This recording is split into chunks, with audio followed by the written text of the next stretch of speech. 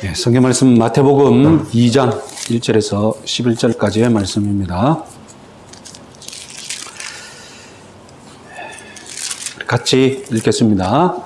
헤로드 왕 때에 예수께서 유대 베들레헴에서 나심에 동방으로부터 박사들이 예루살렘에 이르러 말하되 유대인의 왕으로 나신 이가 어디 계시냐? 우리가 동방에서 그의 별을 보고 그에게 경배하러 왔노라 하니 헤로드 왕과 온 예루살렘이 듣고 소동한지라.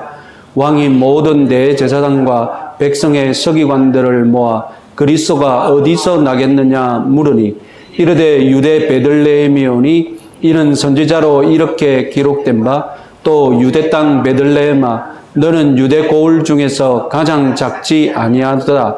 내게서 한 다스리는 자가 나와서 내 백성 이스라엘의 목자가 되리라 하였음이니이다.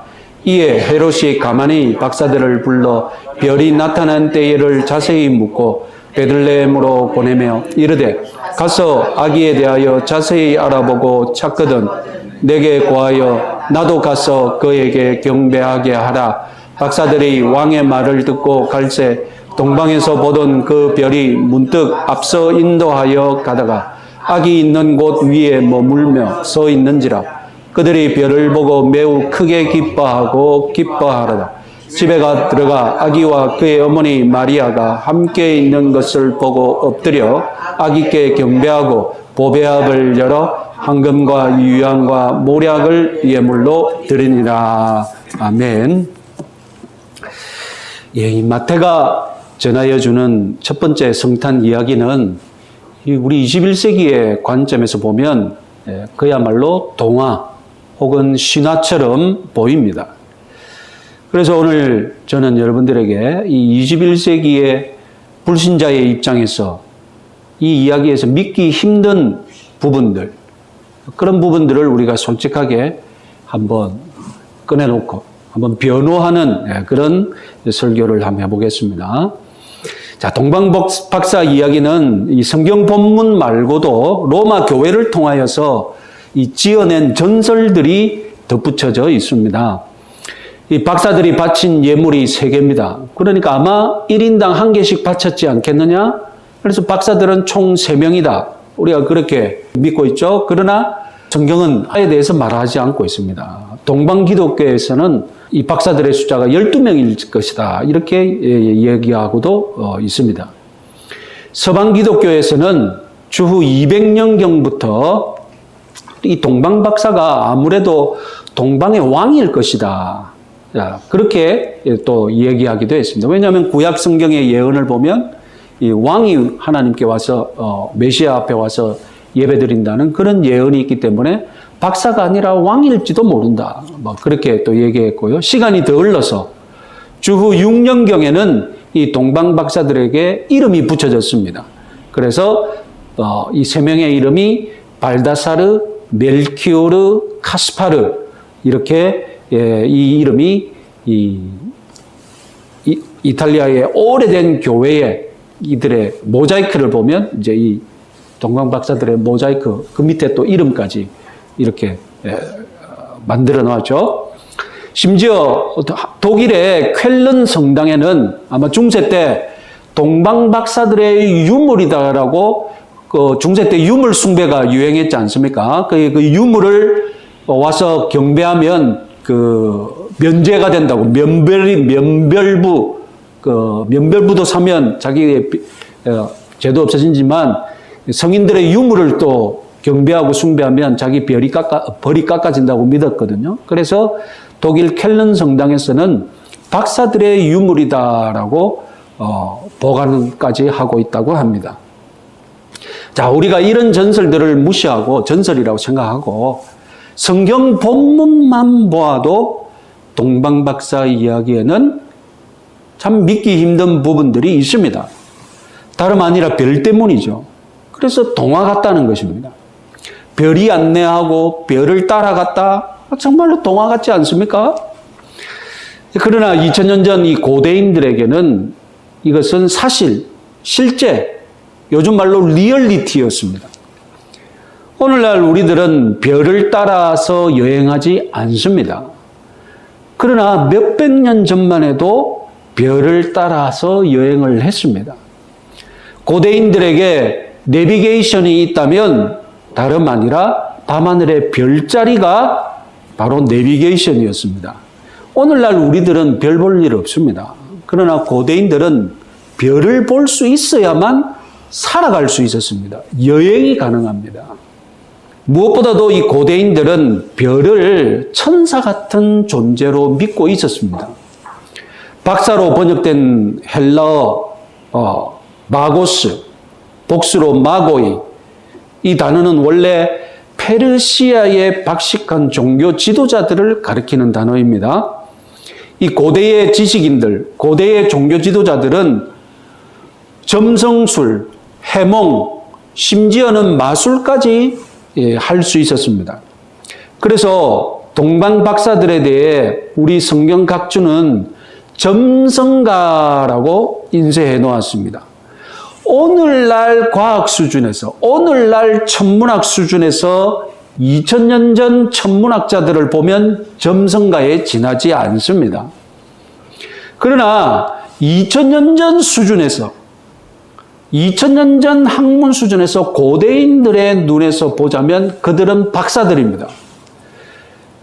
왜냐하면 2000년 전 수준에서 과학은 신화였고 종교였고 마술이었기 때문입니다. 그 모든 것이 다 하나로 섞여져 있었습니다. 그래서 우리가 알고 있는 플라톤, 아리스토텔레스, 우리는 철학자로 알고 있지 않습니까? 그러나 그 당대 때에는 우주학자였고 생물학자였고 과학자였습니다. 특히 이 큰 별이 나고 지고 떨어지는 것, 이것은 고대인들에게, 이것은 지도자에게 무슨 일이 일어났다. 이것은 지도자와 어떤 일이 일어났다고 그들은 그렇게 믿었습니다. 우연히도 율리우스 카이사르가 죽은 주전 44년에 큰 별이 갑자기 나타났습니다. 어떻게 해석했을까요? 고대인들은. 오늘날 우리 2000년 전에, 오늘날 우리 눈에는 별이 폭발해서 사라졌겠구나. 초신성 폭발이라고 우리는 그렇게 쉽게 알 수 있지만 주전 44년경 갑자기 별이 번쩍하고 나타났는데 카이사르가 죽었어요. 어떻게 해석하겠습니까? 카이사르가 별이 되었구나. 죽어서 하늘로 올라가 별이 되었구나. 그렇게 다 믿었다니까요. 이렇게 고대인들이 별을 믿고 있는 그 신앙, 그 고대 신앙, 그 순수한 신앙, 그 촌스러운 신앙, 그 신화 같은 신앙, 그것을 하나님은 이용하신 것입니다. 그래서 이 별에 관한 신앙을 메시아의 예언, 메시아도 별과 같은 존재로 너희들에게 나타날 것이다라고 이 고대 신앙을 이용하신 것이죠. 그래서 민수기 24장 17절 말씀 우리 같이 한번 읽어보겠습니다. 한 별이 야곱에게서 나오며 한 규가 이스라엘에게서 일어나서 모압을 이쪽에서 저쪽까지 쳐서 무찌르고 또 셋의 자식들을 다 멸하리라. 자, 메시아가 야곱에게서 나올 것이라는 예언인데 별이 야곱에게서 나온다. 이렇게 예언했던 것입니다. 그러면 고대인들은 이 별이 누구냐? 지도자다. 다 믿었고 다 그렇게 해석을 했습니다. 이 예언을 누가 했느냐? 이방의 예언자 발람이 했습니다. 흥미롭게도 발람도 동방, 메소포타미아 출신입니다. 고대 세계에서 2000년 전에 천문학이 제일 발전된 곳이 어디냐? 동방입니다. 가장 오래된 전체 관측소, 천문대가 동방에 있었습니다. 발람은 다름 아니라 구약의 동방 박사인 거예요. 그래서 이 민수기에서 하나님의 영을 받은 이 발람, 동방 박사가 메시아의 탄생을 예언하는데 뭐라고 예언했다고요? 별이 나타날 것이다 라고 예언한 거예요. 이렇게 유대인이든 이방인이든 별에 관한 신앙이 2000년 전에는 확고했기에 하나님께서는 메시아의 탄생을 알리는데 이 별에 관한 신앙을 사용하셨던 것입니다.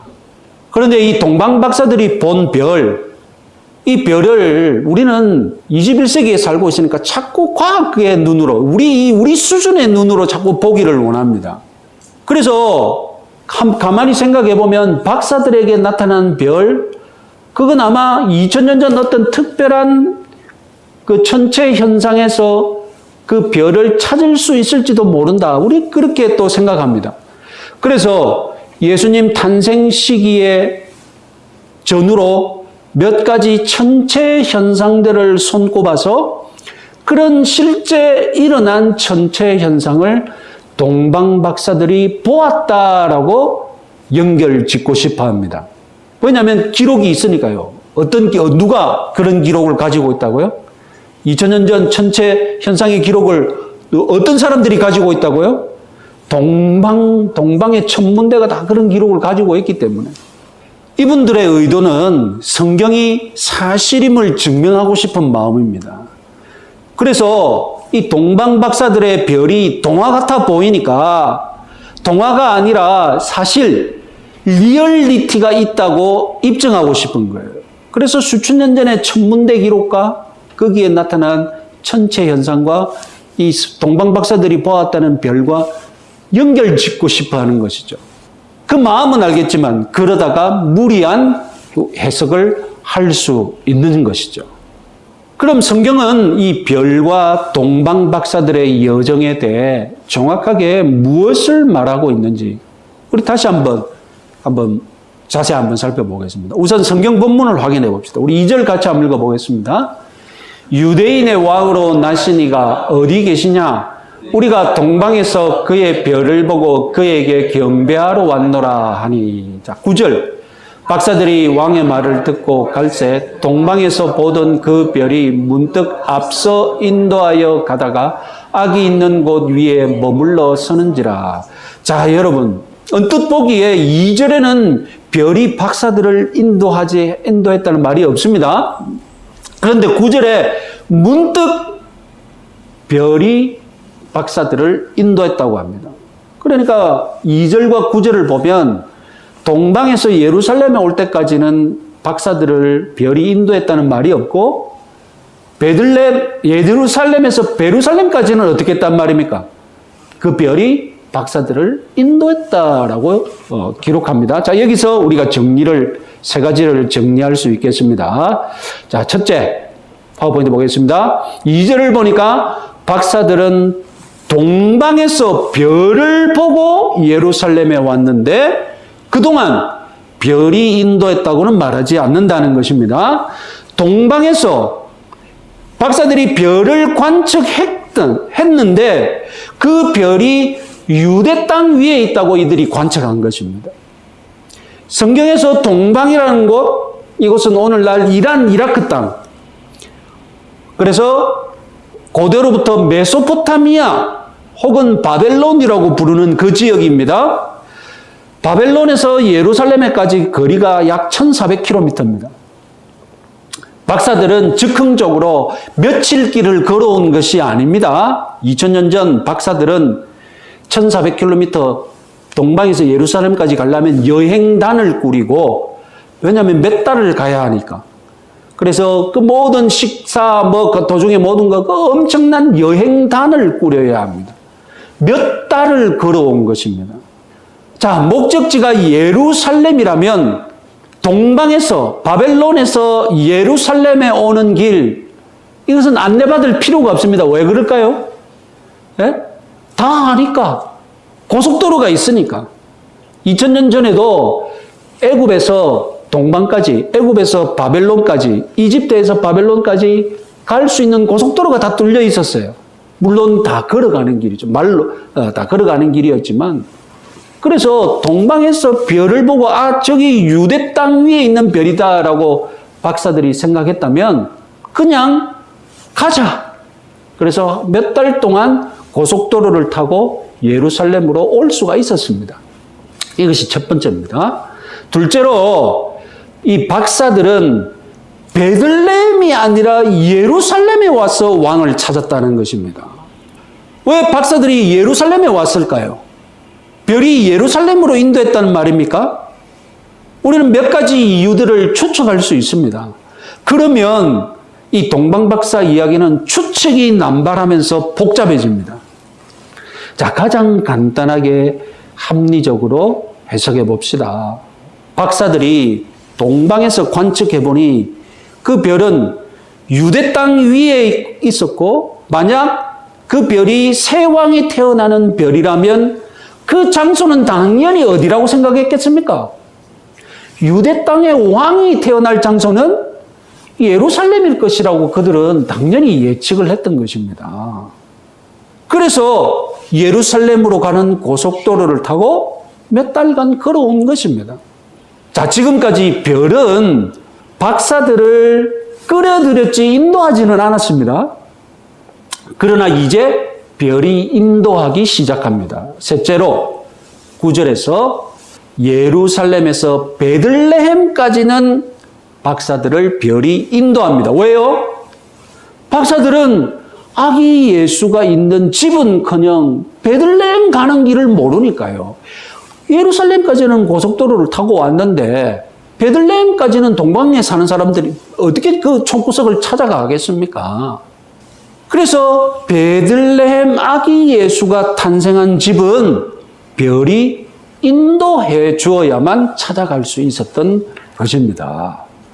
자, 이상으로 박사와 이 별의 여정을 정리해 보니 우리는 또 궁금한 점이 생기죠. 그럼 이 별은 자연적인 별이었을까? 아니면 천사와 같은 초자연적인 별이었을까? 우리는 이렇게 21세기다운 이 호기심을 가질 것입니다. 그러나 이것은 21세기의 호기심일 뿐이지 중요한 사실은 이 고대인들이 별을 천사와 같은 불멸의 존재로 여겼다는 것입니다. 2000년 전 고대인들에게 별이 자신들을 인도한다고 해석하고 믿고 따라가는 것, 그건 전혀 이상한 일이 아니었던 것입니다. 그들은 의심을 하지 않았습니다. 당시 고대인들은 한결같이 새로운 통치자와 별에 대해 확신을 가지고 있었고, 2000년 전 동방 박사들은 자신의 여행에 대해서, 그리고 예루살렘부터 지금 베들레헴으로 인도하는 별에 대해서 한치의 의심을 가지지 않았던 것입니다. 그리고 이 이야기를 기록하고 읽었던 1세기의 저자와 독자들 한치의 의심도 하지 않았습니다. 당시 유대인들도, 하나님을 믿는 유대인들도 하늘에서 별과 같은 천사들이 내려와서 의롭게 사는 하나님의 백성들을 인도한다고 믿고 있었습니다. 그래서 우리는 21세기의 관점으로 이 별이 자연적인 별일까, 초자연적인 별일까 자꾸 해석해서는 안 됩니다. 하나님께서 별을 이용하셨다는 것입니다. 별을 이용하는 것, 이것은 2000년 전에는 아무런 의심이 없는 리얼리티가 있기 때문입니다. 2000년 전 고대인들에게 메시아의 탄생을 알리는 방법, 가장 강력한 것이 별을 이용하는 것이었습니다. 오늘날 저와 여러분들도 마치 구름 기둥, 불 기둥으로 이스라엘을 애굽에서 광야로 인도하셨던 그 사건처럼 하나님은 박사들을 별로 인도하셨음을 우리는 믿어야 합니다.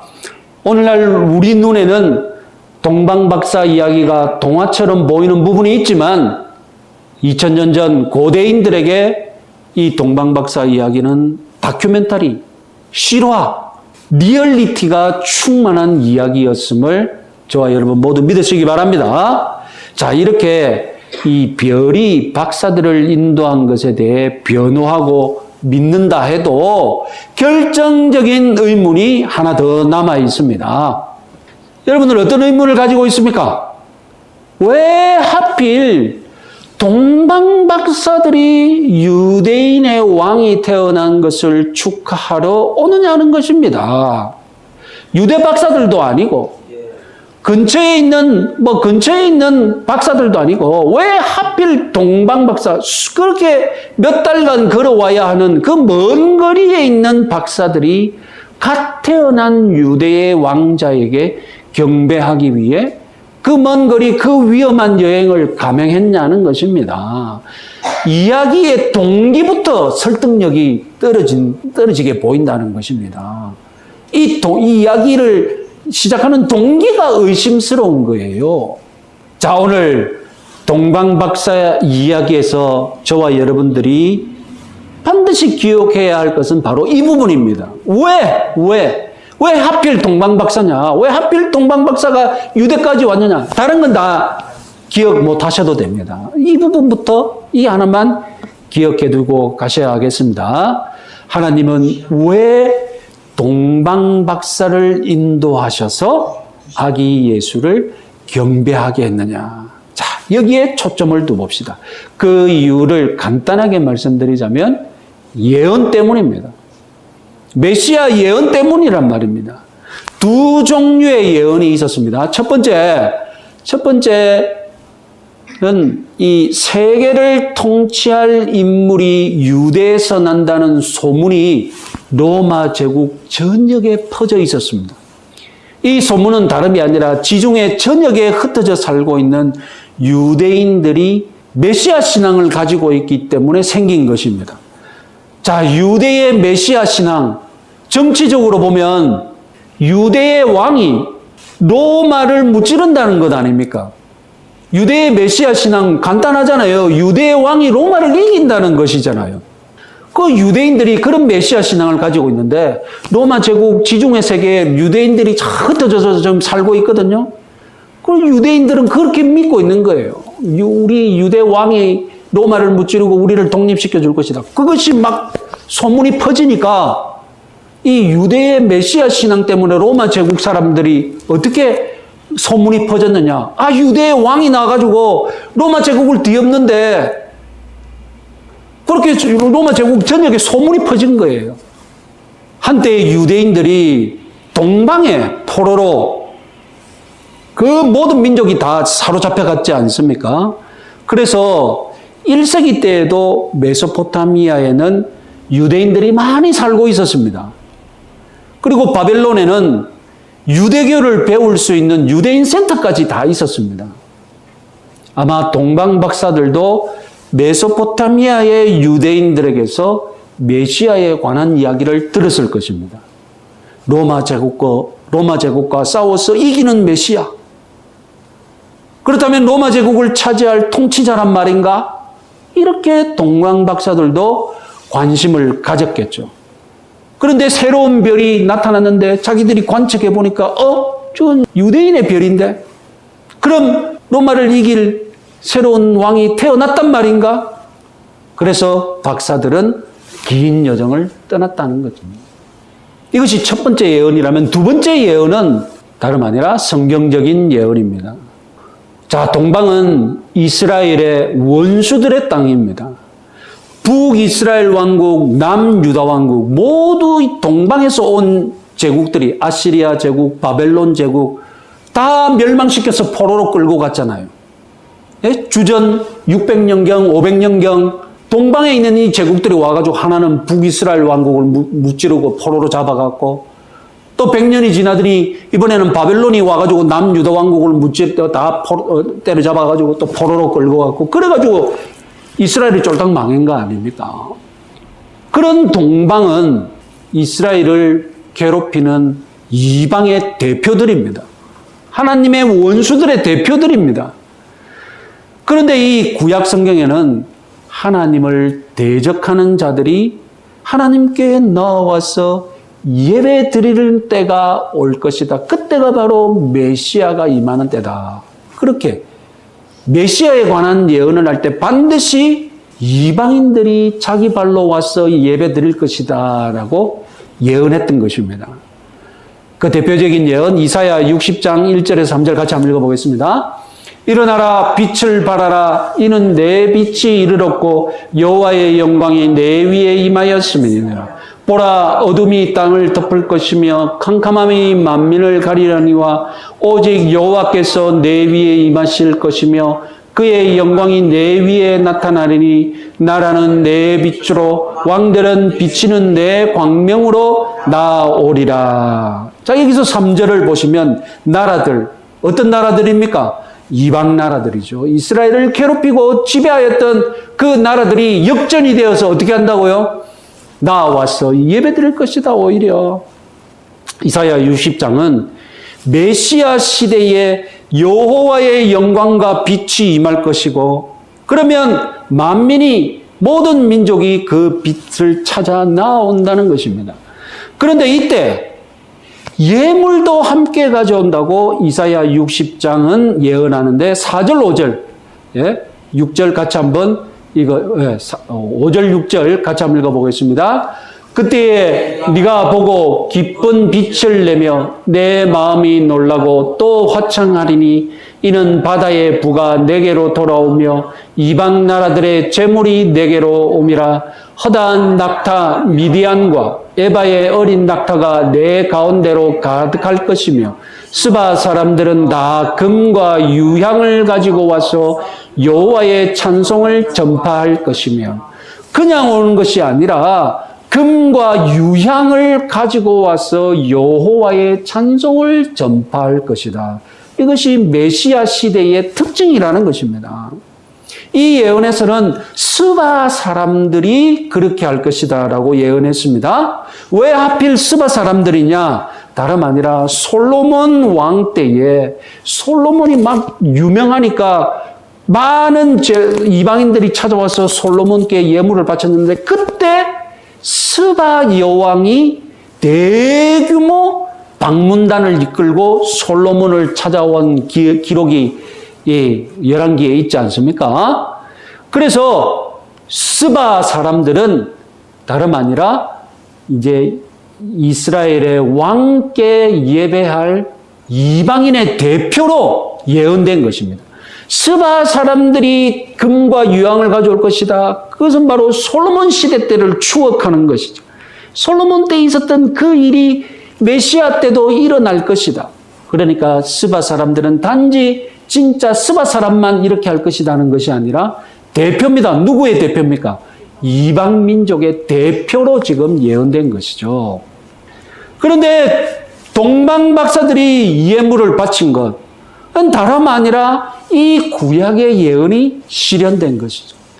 이사야 60장이 예언했던 그림, 이사야 60장이 그 바라보았던 그림, 그 환상은 바로 마태복음 2장에서 별빛이 빛나고 빛을 보고 온다고 했지 않습니까? 별빛이 빛나고 있는 베들레헴에 동방 박사들이 예물을 들고 찾아와 경배하는 이 장면이 바로 이사야 60장이 보았던 장면입니다.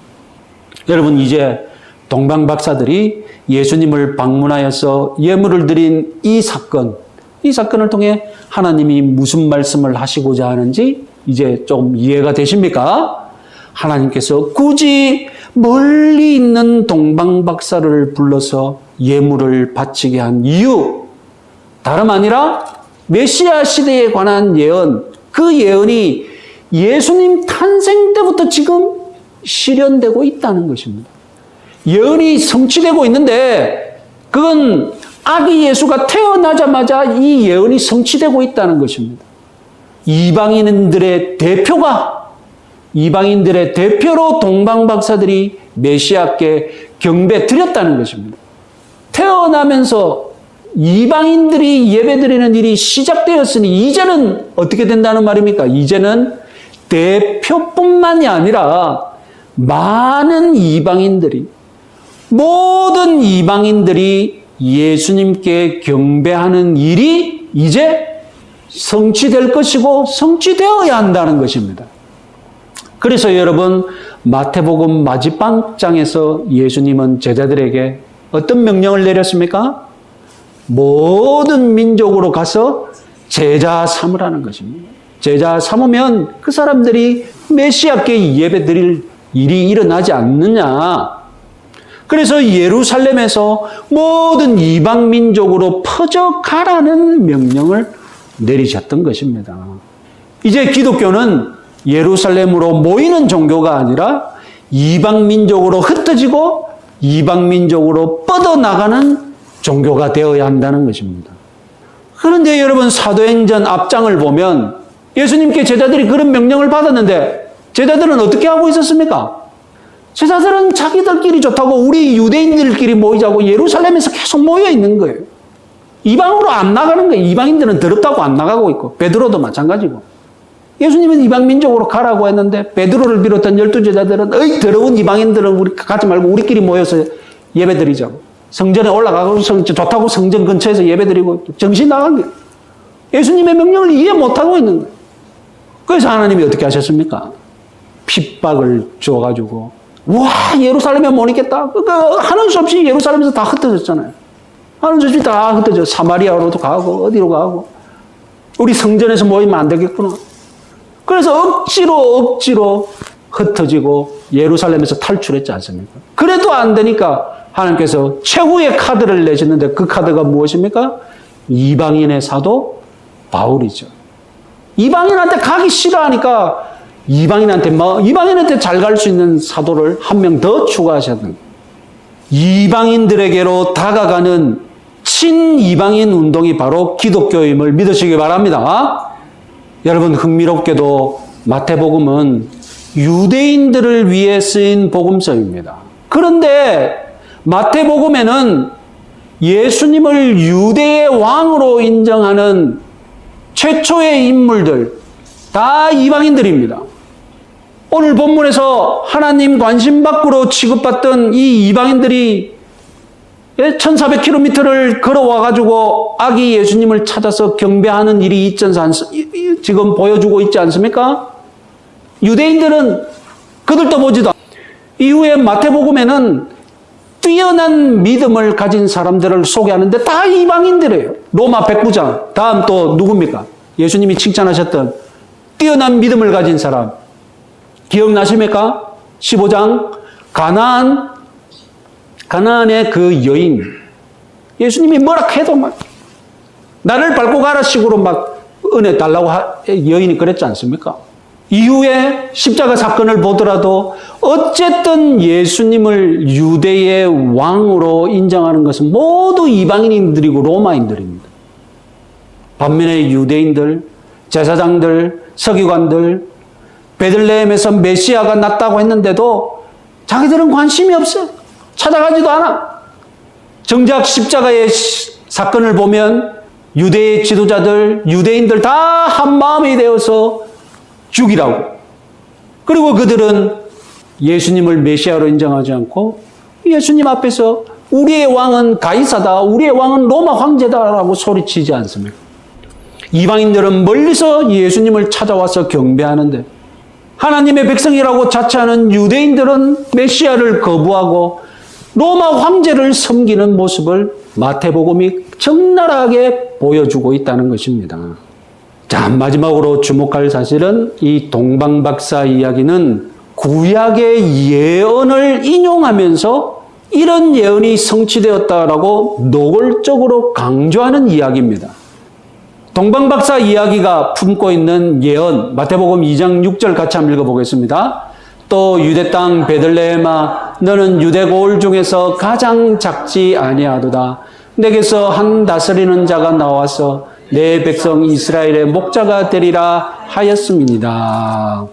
자, 이 구절은 성경 미가서와 사무엘 하에서 한 구절씩 인용하여서 만든 것입니다. 하반절을 주목해 보시면 내게서 한 다스리는 목자가 나와서 다스리는 자가 나와서 내 백성 이스라엘의 목자가 되리라. 이 예언이 다름 아니라 목자였던 다윗의 마을 베들레헴에서 성취됐다는 것입니다. 이 예언은 무엇을 말합니까? 예수님의 생애 목적이 무엇이냐는 것입니다. 다름 아니라 이스라엘의 목자가 되는 것이었습니다.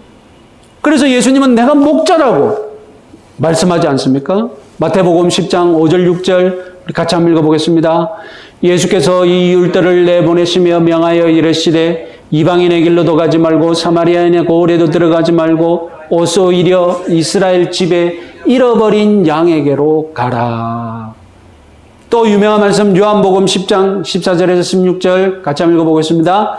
나는 선한 목자라. 나는 양을 위하여 목숨을 버리노라. 또 이 우리에 들지 아니한 다른 양들이 내게 있어 내가 인도하여야 할 터이니 그들도 내 음성을 듣고 한 무리가 되어 한 목자에게 있으리라. 이 16절 말씀이 의미심장하죠. 또 우리에 들지 않은 다른 양이 내게 있다. 내가 이 양도 인도하여야 한 터이다. 그리하여서 내 음성을 듣고 한 무리가 될 것이다. 도대체 우리에 들지 아니한 다른 양 누구를 의미할까요? 이방인들이죠. 우리에 들지 않은 다른 양 이방인들이 내게 있어 내가 인도하여야 할 터이니 그들도 이방인들도 내 음성을 듣고 한 무리가 될 것이다. 저와 여러분 같은 이 이방인들의 목자가 되시기 위해 예수님이 이 땅에 오신 것을 믿으시기 바랍니다. 선한 목자의 마음으로 잃어버린 양들을 찾는 그런 성탄절이 되시기 바랍니다. 그래서 다음 주에 여러분 많은 지인들을 초청하셔서 우리 같이 예배드리자고. 성탄절 얼마나 같이 예배드리기 좋습니까? 그죠?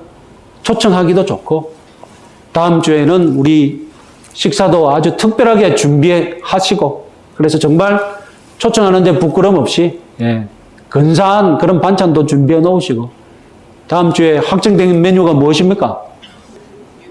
육개장. 고기 많이 들어가 있는 육개장 이미 확정되어 있지 않습니까? 더 좋은 반찬 추가해서 성탄절에 우리 한번 잔치를 한번 벌려보겠습니다. 자, 선한 목자가 되시려고 이 땅에 태어나신 예수님의 성탄 우리 기쁨으로 맞이하시는 성탄절 되시기 바랍니다.